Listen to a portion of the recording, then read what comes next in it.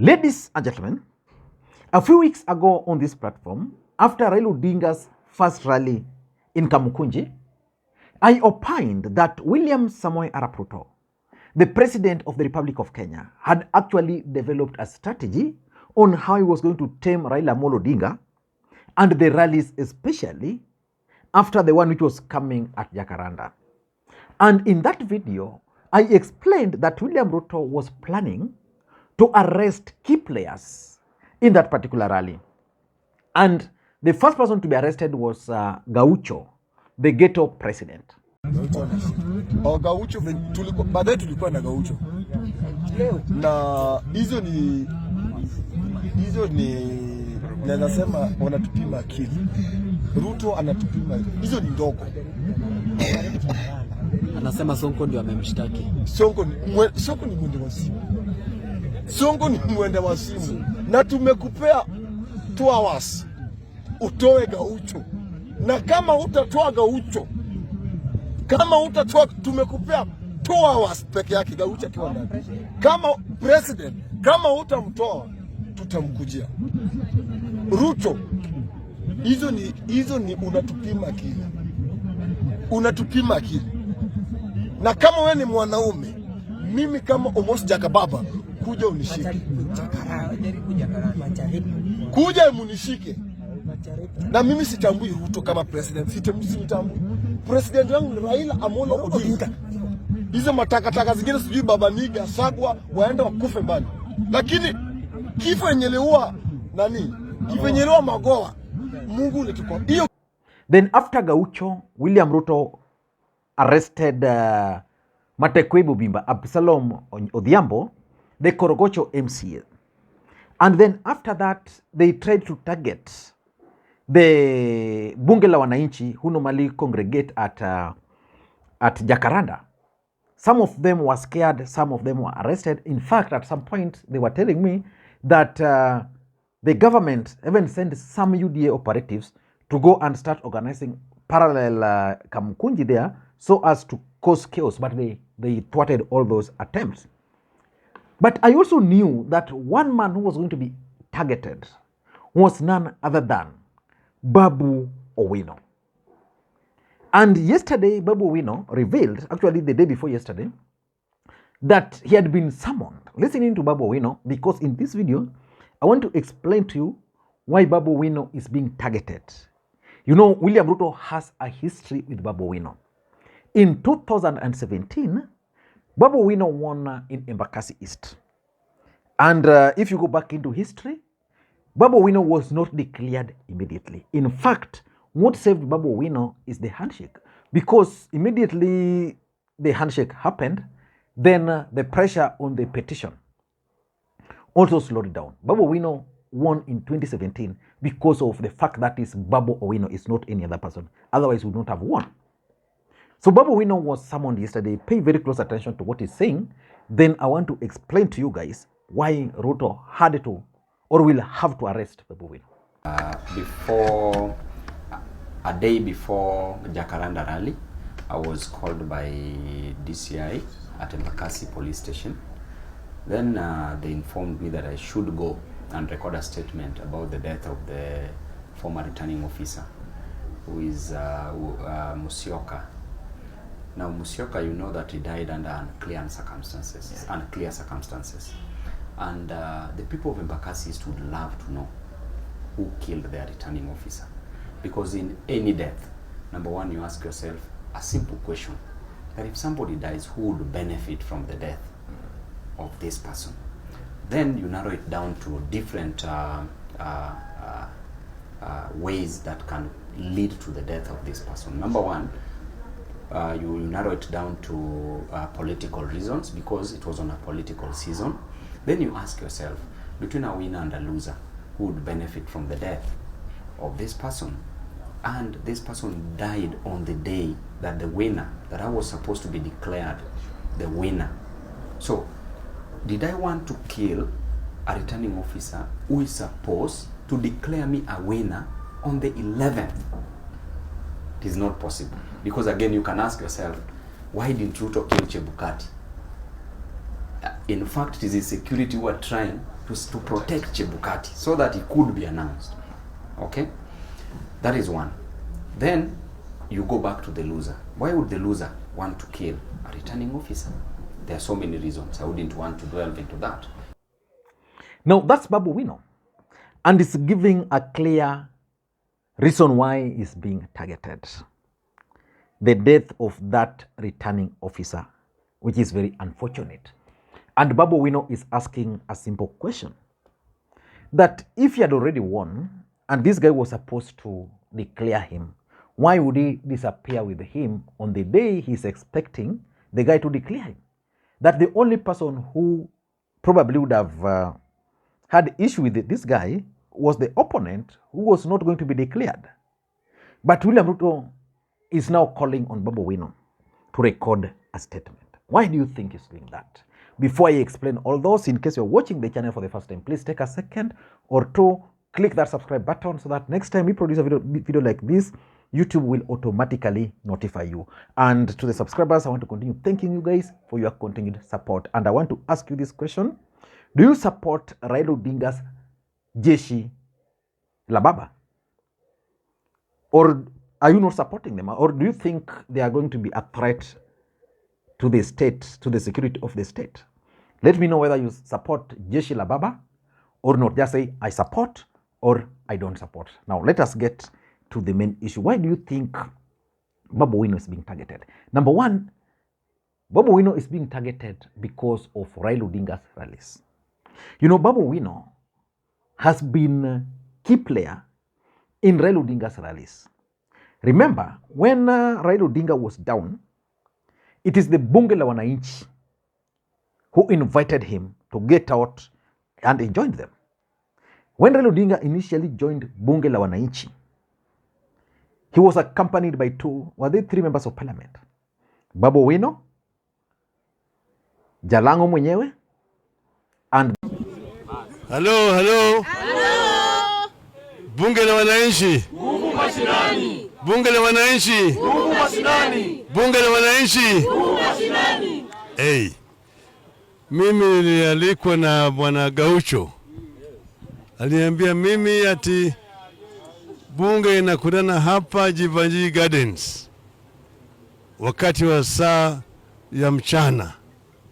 Na akaniambia mimi nikuje nipate fursa ya kuonana na wana bunge la wananchi ana kwa ana.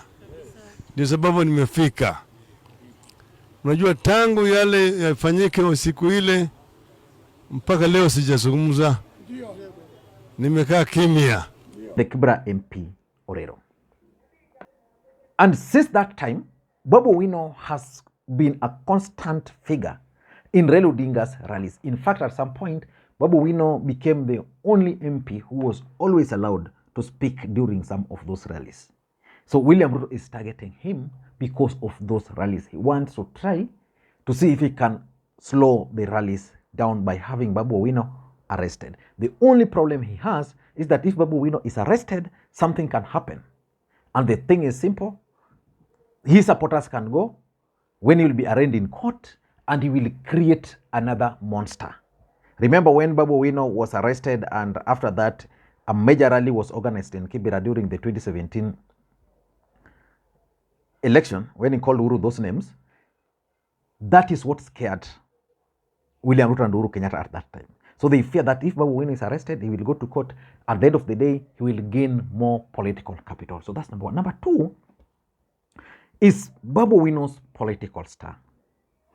You see, in this country, the future of this country is lying on the hands of a few youthful leaders.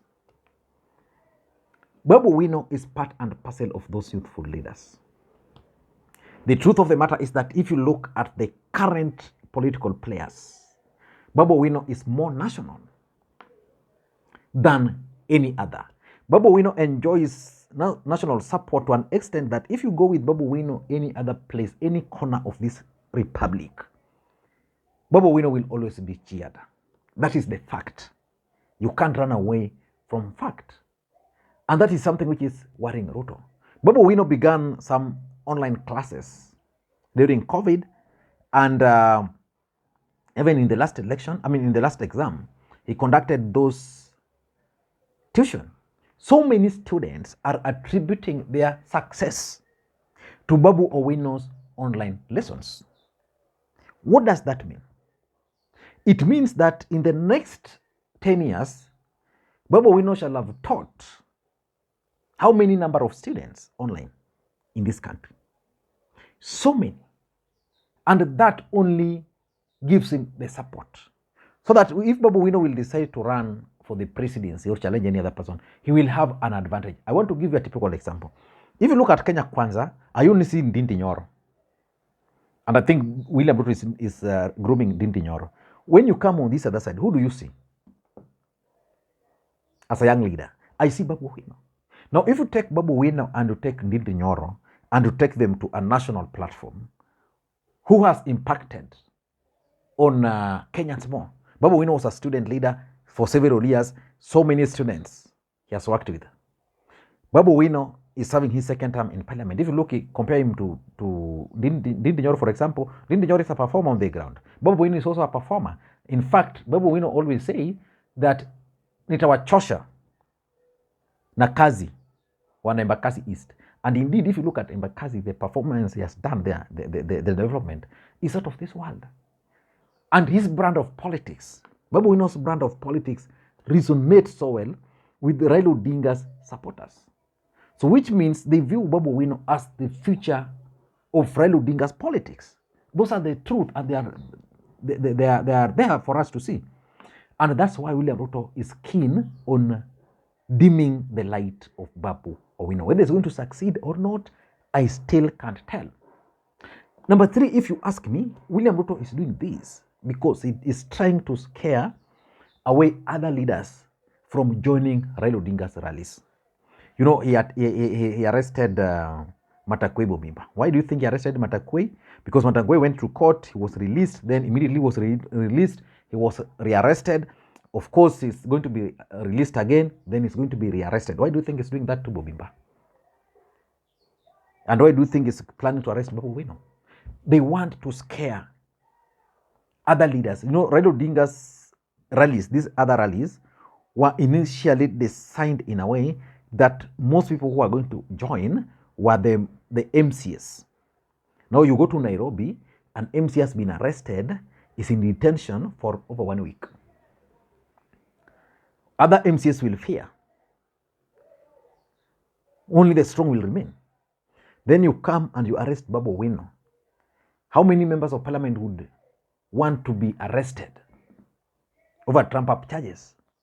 So most of them will keep off. And that's what he's trying to do. Basically, William Ruto is doing what they promised with Gachagua not to do. Weaponize the justice system in the country. And that's not the reality. The truth is, when you are in power, you use what you have. When Uhuru was in power, he was using them. Uhuru is now in power. He should just accept that he's weaponizing the justice system because he's in power. And number 4, if you ask me, it has to do with Raila Odinga's succession politics. You know, Raila Odinga will still be a factor in 2027. Whether he's going to run or not, Raila Odinga will still be a factor. Raila Odinga will tell his supporters, vote for Kalonzo, they'll vote for Kalonzo. But then, Raila Odinga, maybe after 2027, might not be a factor. William Ruto's calculation is that he wants to determine who will succeed him in 2032. Because of what he has done to Uhuru and these other guys, is scheming for 2032. He has Ndindi Nyoro on mind. Rigathi Gachagua should count himself out.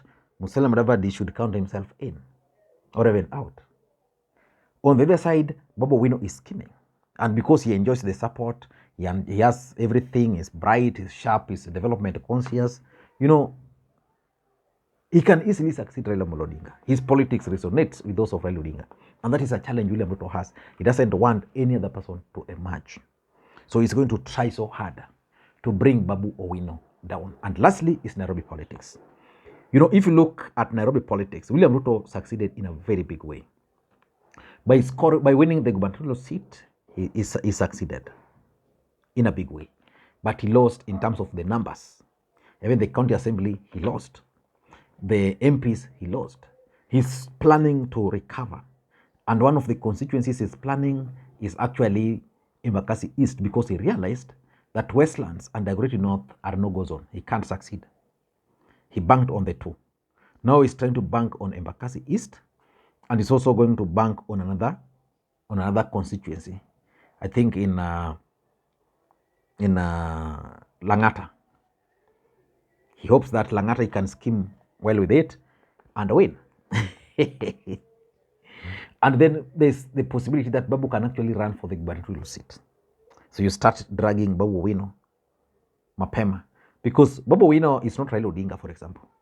Raila Odinga has always allowed these guys to steal his votes. Can you steal Babu Owino's votes? You can't. So let me hear your thoughts on this, but I think that's why William Ruto is keen on arresting Babu Owino. Thank you, and may you have a good day. Bye-bye.